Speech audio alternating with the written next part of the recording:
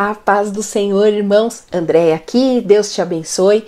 E vamos juntos para mais um estudo da nossa Escola Bíblica Dominical, a Escola Bíblica de Jovens. Meu jovem, minha jovem, fique aqui que hoje tem um estudo que vai ser abençoador para a sua vida. Amém?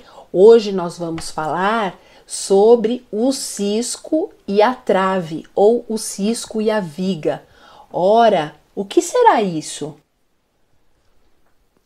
Vamos começar então lendo o nosso texto base que está lá em Mateus capítulo 7, versos do 1 ao 6. Vamos ler. Não julguem para que vocês não sejam julgados, pois da mesma forma que julgarem, vocês serão julgados.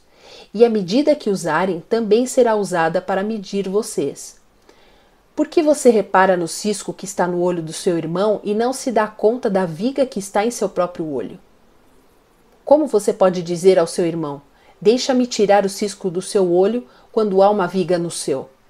Hipócrita, tire primeiro a viga do seu olho e então você verá claramente para tirar o cisco do olho do seu irmão.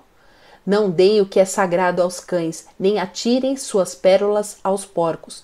Caso contrário, estes as pisarão e aqueles, voltando-se contra vocês, os despedaçarão.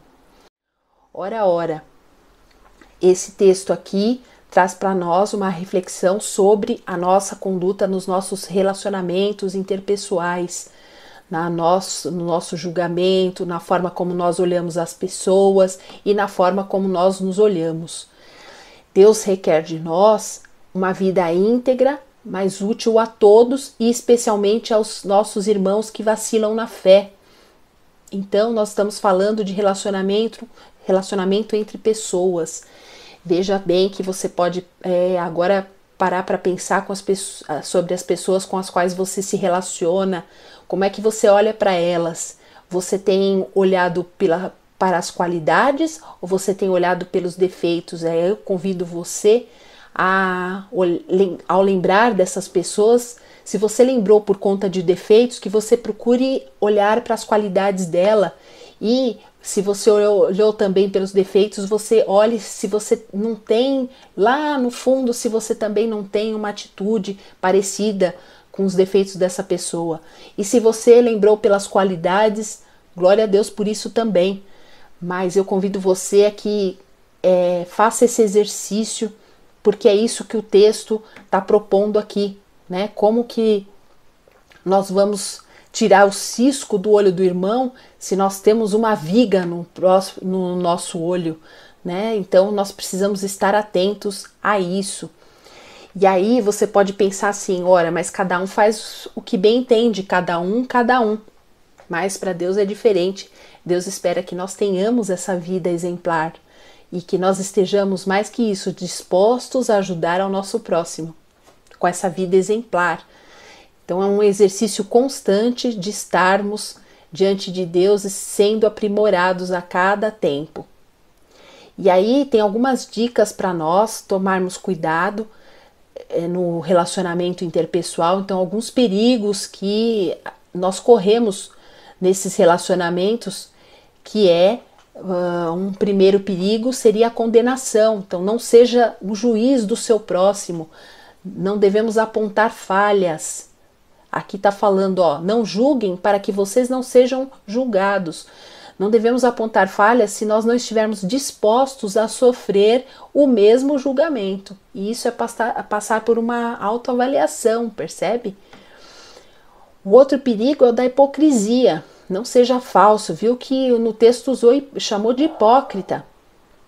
Nós temos uma facilidade de apontar o erro dos irmãos, mas nós precisamos ser humildes e reconhecer que também somos pecadores e que nós somos carentes da graça de Deus. O outro perigo, falta de amor. Não seja egoísta. Olha só. Aí tem aqui em Gálatas 6:1, Paulo fala que, irmãos, se alguém for surpreendido em alguma falta, vocês que são espirituais deverão restaurá-lo com mansidão.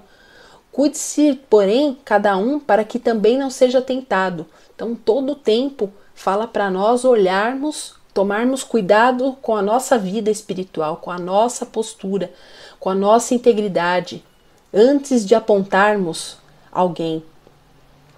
E aí podemos até corrigir o irmão, mas com espírito de brandura, de mansidão. E aí você pode perguntar, tá bom, mas e se esse irmão ou irmã não quiser ouvir?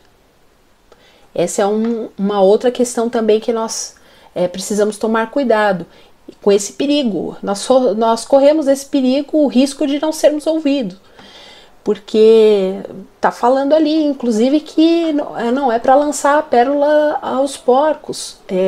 A nossa revista trouxe uma frase que chamou bastante atenção, não adianta querer que uma pessoa viva os ensinamentos da palavra de Deus se ela ainda não valoriza a Deus e a sua palavra. Então as pessoas precisam compreender o plano de redenção de Deus, a salvação que há em Cristo Jesus. Elas precisam ter o Espírito Santo porque é o Espírito Santo que dá esse discernimento. Então aqui, olha, Paulo fala aqui em 1 Coríntios, capítulo 2, verso 14, está falando: ora, o homem natural não compreende as coisas do Espírito de Deus, porque lhe parecem loucura, e não pode entendê-las, porque elas se discernem espiritualmente.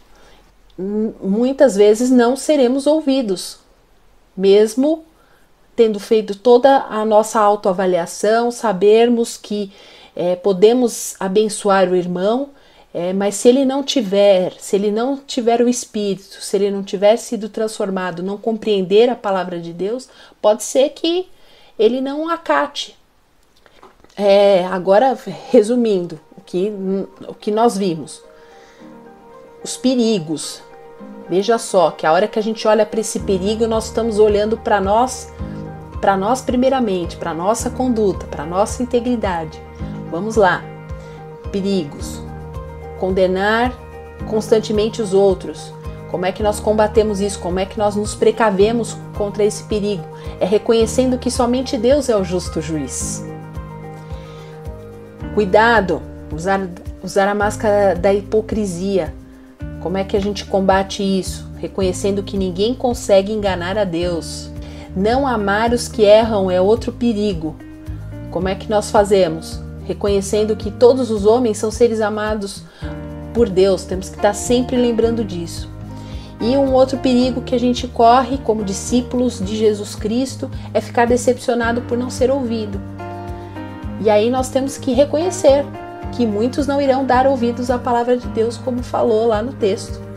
Também esse estudo foi para que nós tivéssemos uma oportunidade de reconhecer que Deus deseja de nós uma vida íntegra, uma vida útil para os irmãos, aqueles que estão vacilando na fé, que nós possamos refletir sobre a nossa postura de acusar, de apontar o dedo, pois só Deus é o justo juiz.